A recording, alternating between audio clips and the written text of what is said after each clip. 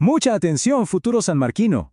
Hoy vamos a desmenuzar por completo a la legendaria Esparta. Olvídense de los datos sueltos, porque esta es la guía definitiva sobre su estructura política y social. Prepárense, que al final de este análisis van a dominar Esparta como si fueran un auténtico hoplita. A ver, para no perdernos, aquí tenemos nuestra hoja de ruta. Vamos a seguir este camino paso a paso para construir un conocimiento sólido, sin ninguna fisura. ¡Arranquemos! Bueno, empecemos por el principio. Para entender a los espartanos, primero hay que entender el terreno que pisaban y, bueno, de qué vivían. La geografía y la economía son siempre la base de todo. Entonces, ¿dónde estaba Esparta exactamente? Pues en el corazón de la península del Peloponeso, en una región súper fértil llamada Laconia. Como vemos, estaban rodeados de montañas, lo que les daba una defensa natural increíble, tan buena que les dio una confianza tremenda. Y esto nos lleva a lo más interesante de todo. Eran la única gran ciudad griega sin murallas. ¿Para qué las necesitaban? Estaban convencidos de que su ejército, sus soldados, eran el único muro que importaba. Su economía se basaba, sí, en la agricultura. Pero, ojo, aquí viene el truco. Los ciudadanos espartanos de pura cepa, los homo-ioi, no movían un dedo en el campo. Su único trabajo, su única obsesión, era la guerra.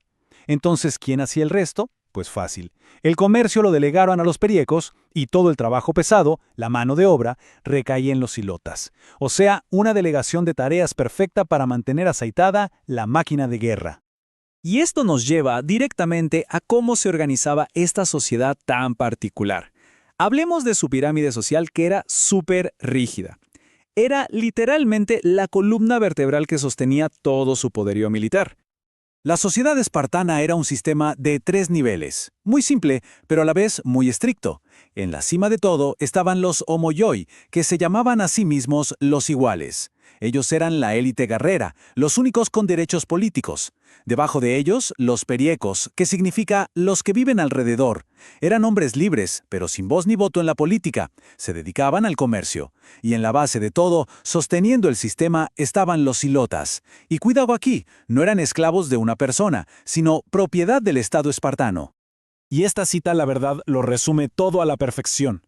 La vida de un homoioi no era para nada una vida de lujos. Era una vida de sacrificio absoluto. Desde que nacían, su existencia entera estaba consagrada a 2 cosas: el gobierno y, por encima de todo, la guerra. Una vida dura, austera, diseñada para forjar el carácter del soldado perfecto. Muy bien, ya entendemos la sociedad. Pero, ¿quién movía los hilos del poder? Vamos a meternos ahora en la compleja maquinaria política espartana para responder la pregunta del millón. ¿Quién mandaba, de verdad? A ver, a primera vista cualquiera pensaría que los que mandaban eran los 2 reyes de la diarquía. Sonaba bien, tenían poder militar, poder religioso y el cargo era para toda la vida. Pero no, el poder real, el control del día a día, estaba en manos de los 5 éforos.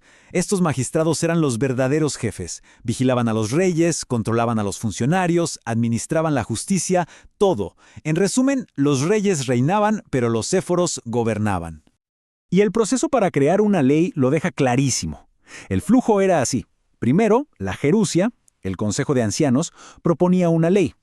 Luego, la apela, la Asamblea de Ciudadanos, la aprobaba, pero no votando, sino a los gritos, por aclamación. ¿Y quién estaba ahí supervisando todo y asegurándose de que se cumpliera la decisión? Exacto, los éforos.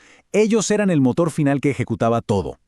Ahora, toda esta estructura tan particular no surgió de la nada, claro.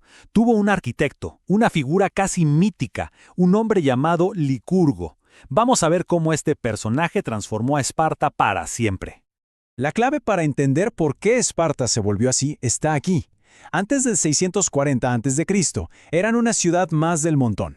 Pero entonces, los mesenios, un pueblo que tenían sometido, se rebelaron con todo.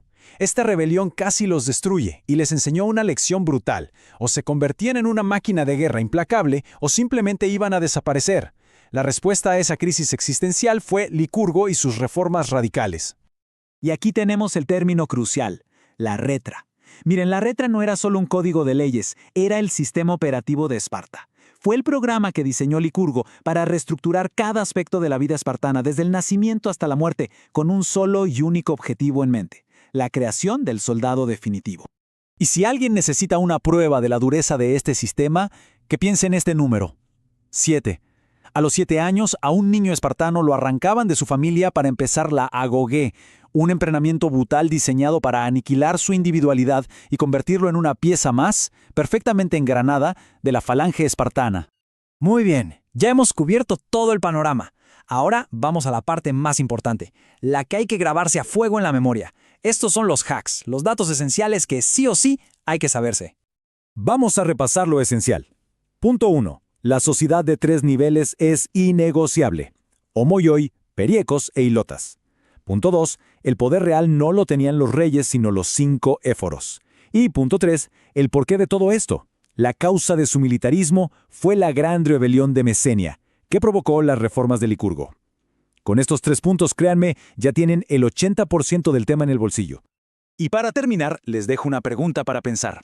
El sistema de Licurgo fue un éxito total, creando guerreros invencibles, de eso no hay duda. Pero, si eran tan buenos, ¿por qué al final de la historia Esparta no pudo mantener su poder y terminó decayendo? La respuesta a eso, bueno, es materia para otro análisis. ¡A seguir estudiando!